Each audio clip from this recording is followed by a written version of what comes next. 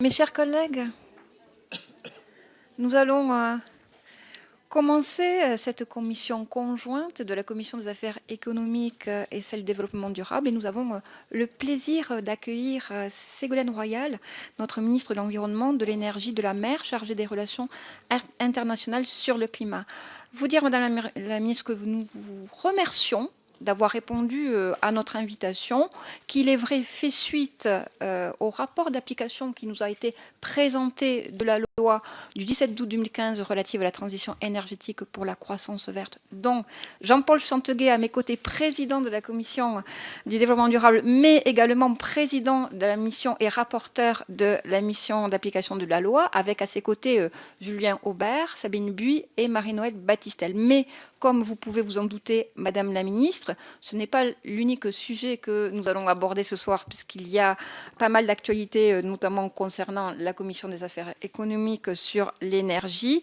Et nous souhaiterions effectivement voir avec vous, à la suite de l'audition par notre commission de François Brotte au niveau de RTE, concernant effectivement la façon dont nous allons passer cet hiver, puisqu'il y a eu un hiver mis sous haute vigilance, avec au regard de la météo qui pourrait être déterminante quant à la façon dont nous allons avoir une alimentation, une production en énergie, puisque nous savons, et cela nous a été rappelé, qu'il y a 18 réacteurs sur 58 qui sont actuellement arrêtés pour des raisons diverses, dont certaines, pour la plupart, c'est de la maintenance normale, je dirais, qui n'est pas du tout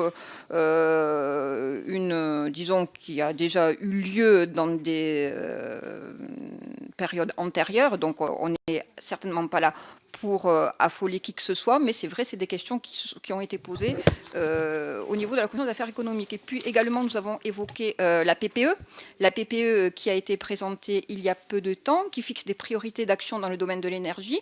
Elle constitue un outil fondamental de mise en œuvre de la transition énergétique et fixe pour cela deux priorités: réduire la consommation d'énergie et développer les énergies renouvelables. Donc là-dessus, nous souhaiterions également vous entendre.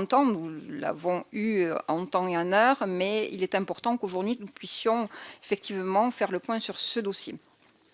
Vous parlez également, mais là, beaucoup de collègues vous interrogeront sur la COP 22, l'accord de Paris sur le climat, et également au regard de ce qui vient de se passer aux États-Unis avec l'élection de Donald Trump, les conséquences éventuelles ou pas que cela peut avoir sur la mise en œuvre de l'accord. Et puis, dernière question, si vous le permettez, avant-dernière, concernant l'organisation de la filière nucléaire. Demain, la Commission des affaires économiques auditionne Philippe Varin, président du Conseil d'administration d'Areva. Alors, il est vrai qu'il y a une compétence partagée en la matière. Vous êtes ministre de l'énergie, nous avons le ministre de l'Industrie sur lesquels nous serons amenés également à l'interroger, mais la filière nucléaire et sa structuration, c'est une ambition que nous avons portée, que vous avez portée au niveau de ce gouvernement, car elle était nécessaire.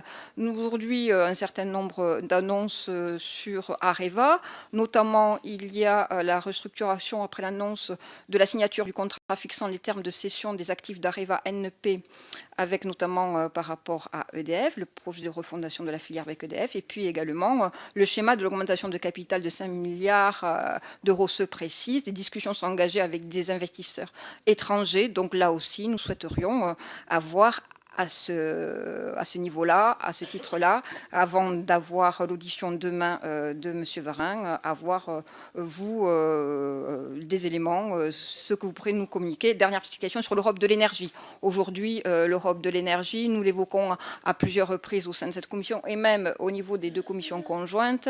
Il y a le 1er et le 2 décembre à Bratislava un sommet européen des présidents de commission des affaires économiques sur l'énergie. Donc, nous avons notre rôle à jouer, notamment la France, dans ce débat et cette mise en œuvre de l'Europe de l'énergie. Je vais laisser bien sûr la parole au président Jean-Paul Chanteguet et ensuite vous aurez tout loisir avant de laisser la parole à nos collègues.